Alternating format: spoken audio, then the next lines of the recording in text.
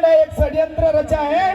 संविधान के अंदर हमें आदिवासी नहीं बताया है। संविधान के अंदर हमारी पहचान शेड्यूल्ड ट्राइब एसटी के रूप में दी गई है और हमें जनजाति कहा जाता है।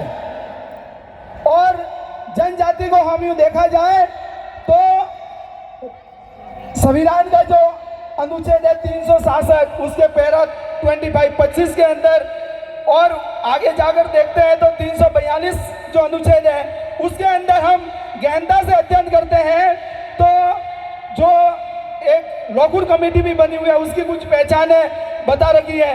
उन पहचानों के थ्रू जो राज्यपाल है, राज्यपाल की परामर्श के माध्यम से राष्ट्रपति नोटिफाइड करता है कि ये जनजाति बनेगा या नहीं बनेगा।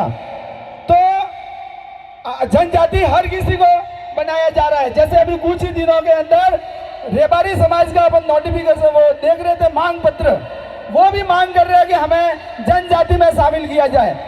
तो साथियों, ये बहुत बड़ी समस्या आने वाली है। हर कोई ऐसे जनजाति में शामिल होगा तो फिर हमारा जो हक अधिकार, अभी तो हम पढ़ना लिखना शुरू किए हैं और लोगों ने तो हमारे ऊपर कई प्रकार के षड्यंत्र करने शुरू कर दिए हैं। तो हमें कुछ जैसे मैं बातें बताऊंगा कि भाई जैसे एसटी के अंदर जो लोकूर कमेटी है उनके थ्रू 4-5 पहचाने हैं। वो 4 पहचाने जो आपका ये कागज है इसके अंदर भी लिखी हुई है, सबको पढ़ना चाहिए। देखिए इसमें लिखा हुआ है कि आदिवासियों में एक तो आदिम लक्षण, विशिष्ट संस्कृति, भौगोलिक अलगाव और बड़े पैमाने पर अन्य समुदाय के साथ संपर्क में संकोच और पिछड़ापन। अब पिछड़ापन तो हम देख ही रहे हैं और जो अन्य समुदाय के साथ हमारा तालमेल है वो भी कहीं ना कहीं हम लोग उनके पास जाने में झिझकते हैं, बात करने में झिझकते हैं, अधिकारियों से मिलने में हम लोग संकोच करते हैं, तो वो भी हमारे में अंदर गुण है। लेकिन और भौगोलिक अलगाव देखें तो हम शहर अलग अलग जैसे अन्य क्षेत्रों में रह रहे हैं, शहरों से अलग, गांवों से भी हम दूर दराज में रह रहे हैं, ये भी हमारे अंदर लक्षण है। लेकिन अभी जो एक विशेष बात मैं बताना चाह रहा हूँ कि हमारे अंदर एक विशिष्ट संस्कृति वाला जो पॉइंट है, लेकिन हमारे लोग पढ़े लिखे होने के नाते अब धीरे धीरे वो अपने आप को यूं शर्म महसूस करते हैं कि मैं तो पढ़ा लिखा हूँ, वेल एजुकेटेड हूँ, मैं तो नौकरी में हूँ, ऐसा बन के क्यों जाऊँ आदिवासी, ये जैसे मैंने पहना है और भी अपने साथी लोग पहन के बैठे हैं। ये सब बताने के लिए है। कम से कम हमें अपने जो विशेष फंक्शन कार्यक्रम किसी भी प्रकार का हो तब हमें ये चीज़ों का प्रदर्शन करना चाहिए ताकि लगे कि ये आदिवासी है। हम लोग अभी आ रहे थे तो रास्ते में कुछ लोग देख रहे थे आदिवासी जा रहा है, तो आदिवासी है और आदिवासी है इसका हमें गर्व है।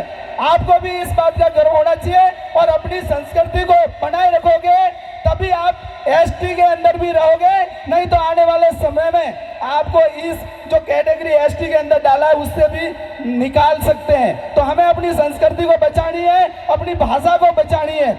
यहाँ पर सारे वक्ताओं ने हिंदी में भाषण दिया और मैं भी यहाँ हिंदी में ही बोल रहा हूँ। अभी एक भाई विकलांग भाई आया था, उन्होंने अपनी देसी भाषा में बोला था, तो मुझे गर्व हुआ कि ये भाषा का भी यह प्रदर्शन होना चाहिए। ये अपनी भाषा है जिसको हम भीली भाषा कहते हैं और इस भीली भाषा के आधार पर तो हम लोग भील प्रदेश की डिमांड कर रहे हैं और अपन भीली भाषा बोलेंगे नहीं तो लोगों को पता कैसे चलेगा। लोग तो कह रहे हैं कि आप तो जाति के आधार पर भील प्रदेश मांग रहे हो। अरे भाइयों, कौन आपको समझाए? हम लोग भीली भाषा के आधार पर भील प्रदेश की डिमांड कर रहे हैं। साथियों, ये मांग आपको बड़ी लग रही होगी, लेकिन आने वाले समय में इस मांग का पूरा चारों राज्यों में चल रहा है, तो बहुत जल्दी ये हो सकता है। इसका भी हमें ज्यादा से ज्यादा समर्थन करना है। ये सारी झंडियां दिख रही है लेकिन किसी ने भील प्रदेश की बात नहीं की है, लेकिन भील प्रदेश का समर्थन सबको करना है। हर क्षेत्र में किसी भी प्रकार का आप आंदोलन करो, प्रोग्राम करो, उसमें आपका भील प्रदेश का झंडा साथ में होना चाहिए ताकि लोगों को लगे कि इनकी ये भी डिमांड है। धन्यवाद साथियों, बहुत कुछ बोलना था लेकिन समय के अभाव में जोहार एक बार नारा हो जाए। जय जोहर का नारा है, भारत देश हमारा है। जय जोहर का नारा है, भारत देश हमारा है। जल जंगल की रक्षा कौन करेगा? हम करेंगे, हम करेंगे। जल जंगल जमीन की रक्षा कौन करेगा? हम करेंगे, हम करेंगे। धन्यवाद। जोहर। बहुत बहुत